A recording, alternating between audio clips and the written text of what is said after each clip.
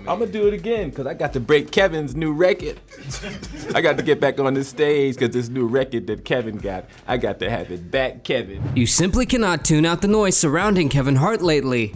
Kevin Hart, who usually has us rolling on the floor with laughter, is now finding himself at the center of some serious drama. It seems like he's become a prime target, especially among his fellow black comedians. We all know how cutthroat the comedy scene can be.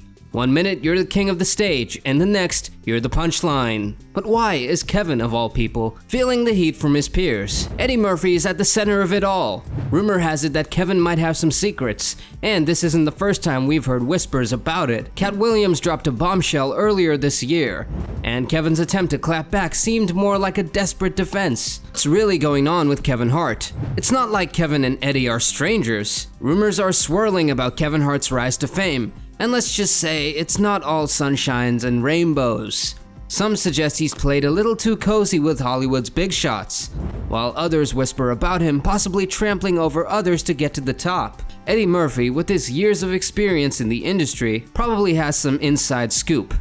If anyone knows what that is, it's him. And then there's Katt Williams, who is pointing out how quickly Kevin skyrocketed to stardom, landing a sitcom and leading role in Soul Plane, all within his first year in LA. The feud between Katt Williams and Kevin Hart traces back to 2008's Fool's Gold. Williams was initially slated to be the star, but due to some legal troubles, he couldn't make it to Australia, where the film was set to be shot. Kevin swooped in and took the role, and well, the rest is history. Is Kevin Hart's path to fame as straightforward as it seems, or is there more to the story? Williams hasn't been shy about his thoughts, expressing concern about a narrative controlled by those who may not always tell the truth. He's pointed out the unfair advantage and dishonest individuals with power and resources have, making it tough for others to break through. However, Williams understands the risk of speaking out, knowing he could be painted as just another envious comedian. When asked about the potential backlash, Williams had a provocative response ready. Satan can't create anything that includes blessings for his people. That's why you know what the #1 job of somebody who sold their soul in Hollywood is. It's to act like it didn't happen. The theory that Kevin Hart might be what some call an industry plant ties back to a long-standing Hollywood rumor. There's this notion that famous individuals are sometimes coerced into certain roles or situations that boost their fame. This isn't always indie gossip. Even Dave Chappelle has touched on similar themes. During an appearance on Oprah's show in 2006, Chappelle revealed why he turned down a massive $50 million deal from Comedy Central. He explained that it wasn't just about the money, as big offers can come with big strings attached. Dave Chappelle spilled some serious tea about the shady side of Hollywood, especially for comedians. He pointed out how stars like Mariah Carey, after scoring a massive $100 million deal, suddenly faced rumors of being crazy. And let's not forget Martin Lawrence, who, despite his success, ended up in a bizarre street accident, screaming about someone trying to harm him. When Oprah asked if he had similar ties, Chappelle didn't hesitate to confirm he'd witnessed such situations, especially when someone's career was about to explode. Chappelle recounted a moment when he was asked to wear a dress for a movie scene alongside Martin Lawrence. Walking into his dressing room, he assumed the dress was a mistake, only to find out it was meant for him. Can you imagine his shock? The scene involved Martin's character trying to escape from jail by disguising Dave as a woman, but Chappelle wasn't having it, despite being pressured by everyone from the writers to directors and producers, who insisted the scene would be comedy gold. Chappelle stood his ground. He firmly believed that he didn't need to resort to such gimmicks for laughs. This experience was eye-opening for Chappelle. Being asked to wear a dress made him realize he wasn't the only one facing such ludicrous demands in Hollywood. It exposed the industry's ruthless exploitation of black comedians, but Chappelle wasn't about to be a pawn in their game. We've seen other black actors like Martin Lawrence, Eddie Murphy, Jamie Foxx, and the Wayans brothers take on roles that involved cross-dressing. Can you see a pattern here? Kevin Hart initially stood firm, saying no to wearing a dress for a role. He preached about artists needing to protect their image and set limits. But just when we thought he was sticking to his guns, he surprised everyone by appearing on SNL dressed as a 9-year-old Oscar nominee. Fans were quick to call him out, accusing him of going back on his word. Kevin tried to defend his decision, arguing that it was all about choice. He pointed out that no one forced other actors like Martin Lawrence or Tyler Perry into their roles. They chose to do it. Kevin said, "I was actually one of those comedians that said no, I wouldn't wear a dress. There's no way I would wear a dress. And then, when proposed with the opportunity of what I felt was funny, I said, oh, that's funny, I'm going to do it. It's all about choice. Nobody makes you do anything." But here's where it gets juicy. Some argue that it's not just about choice. Before the big money came into play, Kevin was against the dress idea.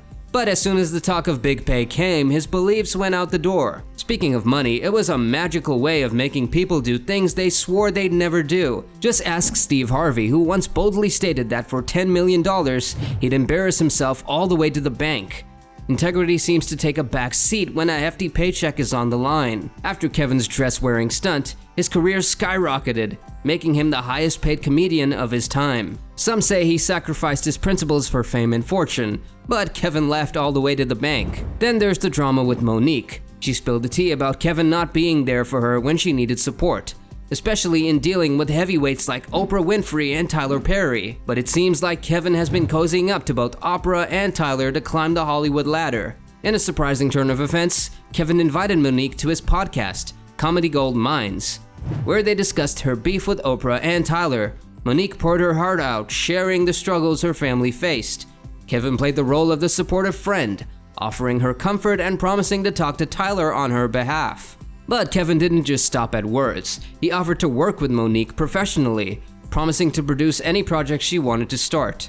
He even went as far as giving her a hefty loan, which she graciously repaid with interest. Now that's a Hollywood ending you don't see every day. Monique was over the moon when Kevin promised to help relaunch her talk show. Imagine Kevin Hart in your corner, which could make any show a massive hit. She wasted no time sharing the news with her team and media production company. But then, just 2 weeks later, Monique's excitement turned to disappointment. It was revealed that Kevin Hart's manager, Dave Becky, had called him to say Kevin was having second thoughts. Monique immediately reached out to Kevin, hoping for an explanation. However, all she got was a vague reassurance. "We'll talk later, don't worry about it," leaving her hanging. Fast forward 2 years and Monique is still waiting to hear from Kevin Hart.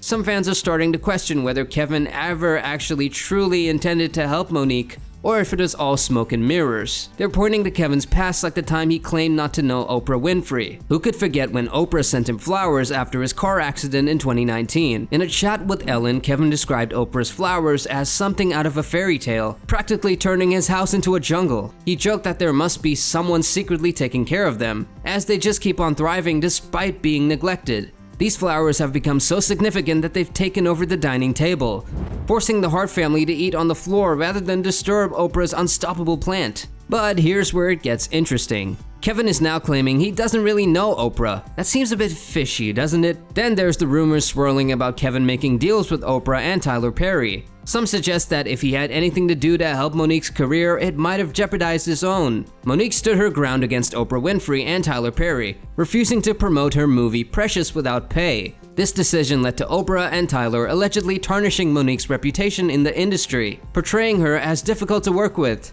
Classic Hollywood move. On the other hand, Kevin Hart faced his share of a scandal when his marriage to Tori Hart ended amidst rumors of infidelity with his now wife, Eniko Parrish.